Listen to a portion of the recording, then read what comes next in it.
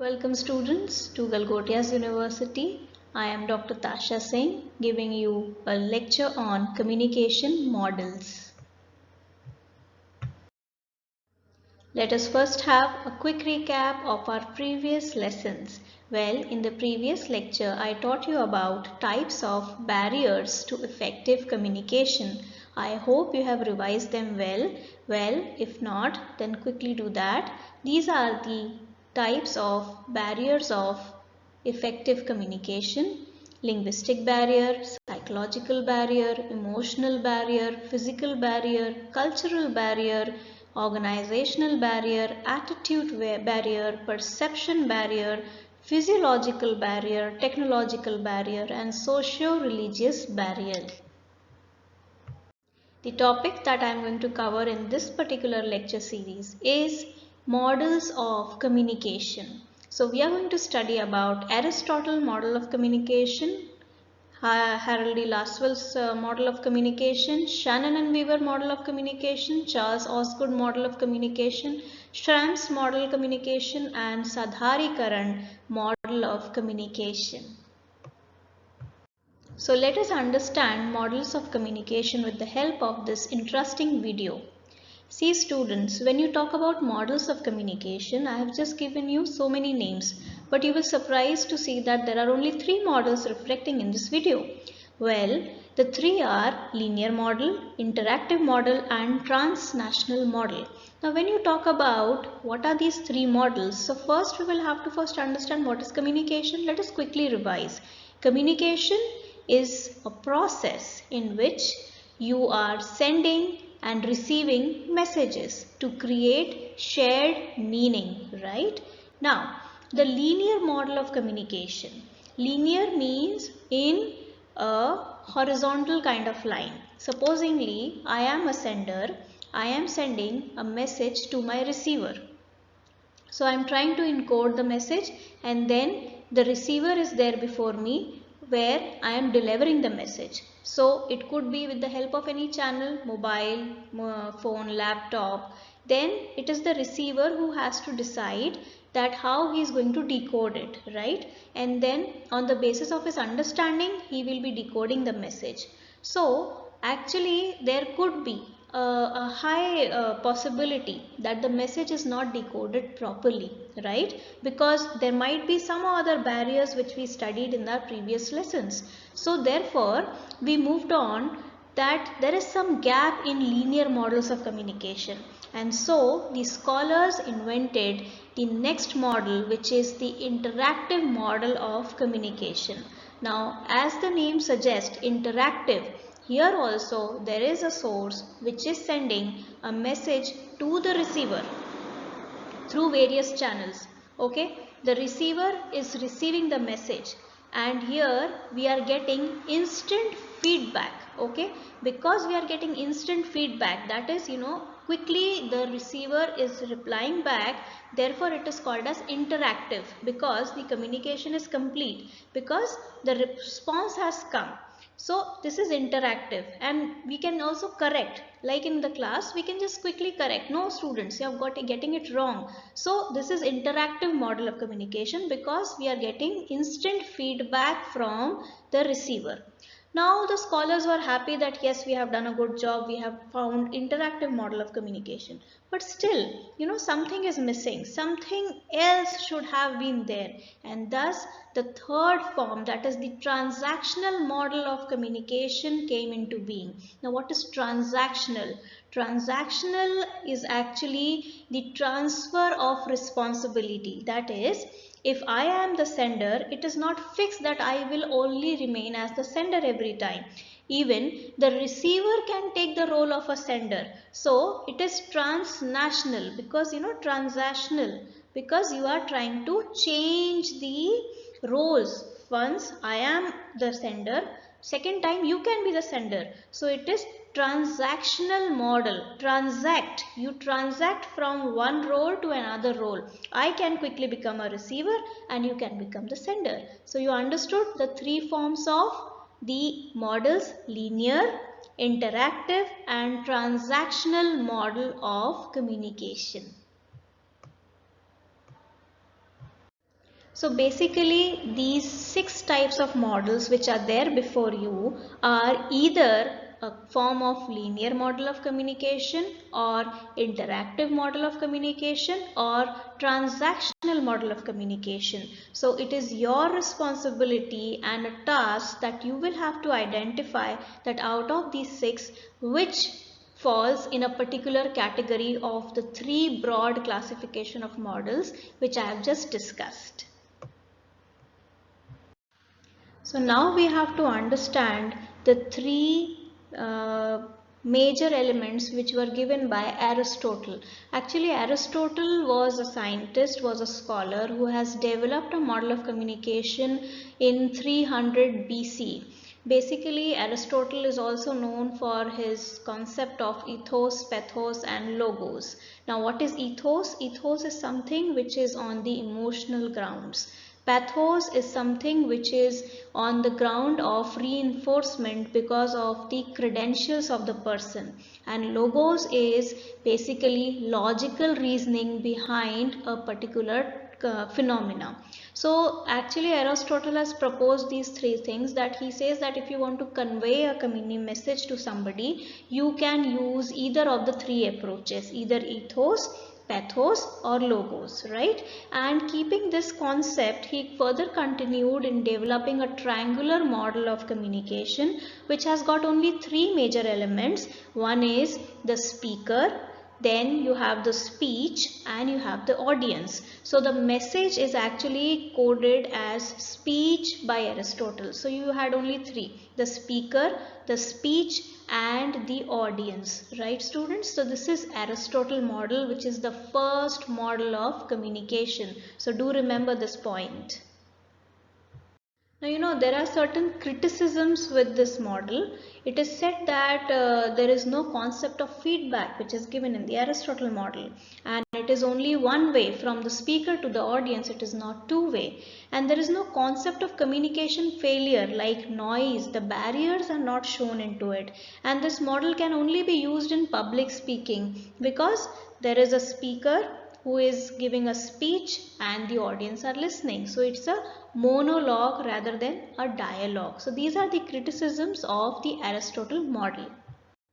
Then the second most important development of communication model goes to the credits of Harold D. Lasswell. Harold D. Lasswell in the year 1948 came up with a model of communication which has got 5 elements: who says what, in which channel, to whom, with what effect. So over here the effect was considered. Okay, the effect could be also understood as the feedback, right? But we still were missing something in the Aristotle, in the Harold D. Lasswell model. Like in Aristotle model we missed the feedback. Here we have added feedback, but here we are again missing the noise factor. So this is the major criticism of Harold D. Lasswell's model. So I would just repeat again that it is still considered that the effect cannot be completely, said to be the feedback. So one of the major the criticism of Harold D. Lasswell model is that it does not include feedback, and it ignores the possibility of noise. Without feedback, the communication cannot be considered fruitful, right? Although I also say that he has given the effect factor. So effect is basically feedback, but they are saying that feedback is something which you taken back, but we are not taking it back. It is just the effect that is left over there. So to certain points the criticism is right that the feedback element should be there. After effect there should be addition of another box into it where we have to write the feedback. Okay, then only it would have sufficed the criticism and then overcome the criticism, right? Well, now we have the Shannon and Weaver model which came in 1949. Shannon and Weaver, as I previously told you in my last presentation, were the first one to identify the noise. But noise is not an element, but it is a barrier. So Shannon and Weaver did a great job because they were actually sound engineers and they were doing work for a radio, and during the war time they were trying to do this signal transmission, and that time they found that because of the technology physiological barrier, there was a lot of noise being created, and therefore they developed a model of communication which had got information source, the transmitter, the channel, the receiver and the destination. So noise was attached to the channel, that through the channel there could be some noise or barrier that could be created which would stop or create an hindrance to communication.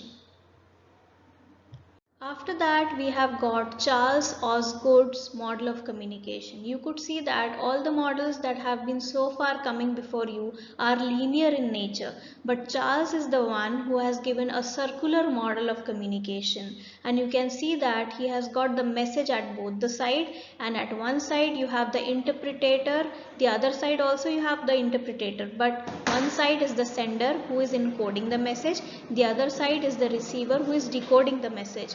Now it is very difficult for students to generally remember that at what side we have to write first, the encoder, the interpreter and decoder, and the decoder, interpreter and encoder. So it is very easy for, I'll just give you a simple trick to remember, students. Can you see the second circle where decoder, interpreter and encoder is written? So how, if you just take the first initials, it will be DIE, that is die.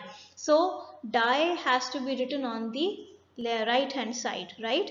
And the opposite of it, that is DIE ke badle EID, you have to write on the left hand side. So you can easily draw the model of Osgood communication model, Charles Osgood communication model. I hope this trick will work for you. All the best. Now we have Schramm's model of communication. Well, Schramm has also worked with Osgood, and therefore many a times you would find that Schramm-Osgood model of communication is also available. But Schramm has also worked separately and come up with his own model, which is Wilbur Schramm's model of communication. You can in the picture find that there are two models that I have described before you, model 1 and model 2, where they are also working on the same principle. You have a source, encoder, then signal is there, decoder is there and receiver is there. Likewise, this is the field experience, that is it says that the sender and encoder is one field and the decoder and receiver is another field. So that is the second model, and the signal is the one which is common. So the Venn diagram is also used to represent the Schramm's model of communication. And now we are studying the last model of communication, which is Sadharikaran model of communication.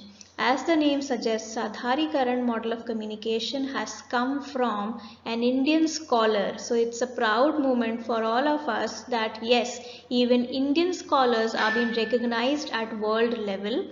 In the year 2003, Dr. Nirmala Mani Adhikari has developed this model, and Sadharikaran model actually is a systematic representation of communication process from Hindu perspective. So this model is a very recent model. In 2003 it has come, and it basically illustrates how the communication parties interact in a system for the attainment of commonness or oneness. So over here, as per the Hindu religion, that we always talk about inclusiveness rather than exclusiveness, and we say that the world is one home. So keeping that concept, we are talking about commonness and oneness in this particular model.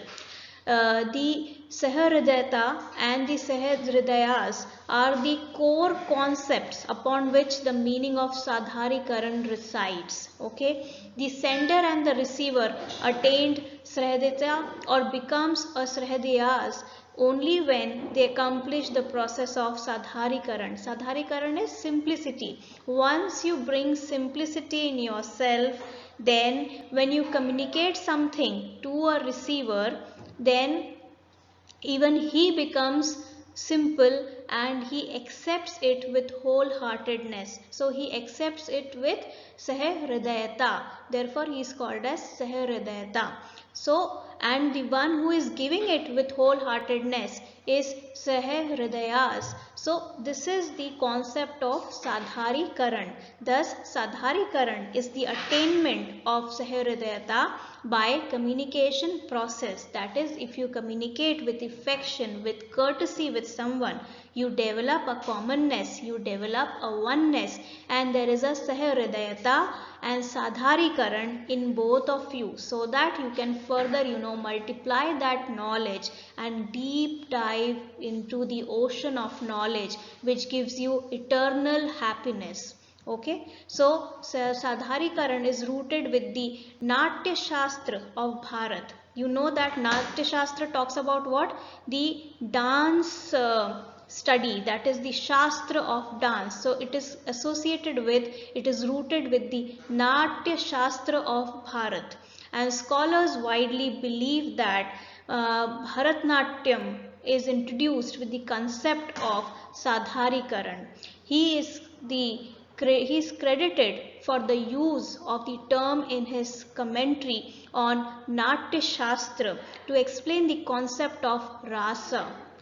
So Sadharikaran word is derived from Sanskrit word which means that Sadharan, which means commonness, that is commonality or simplification in English. And the true essence of Sadharikaran is to achieve commonness or oneness among the people.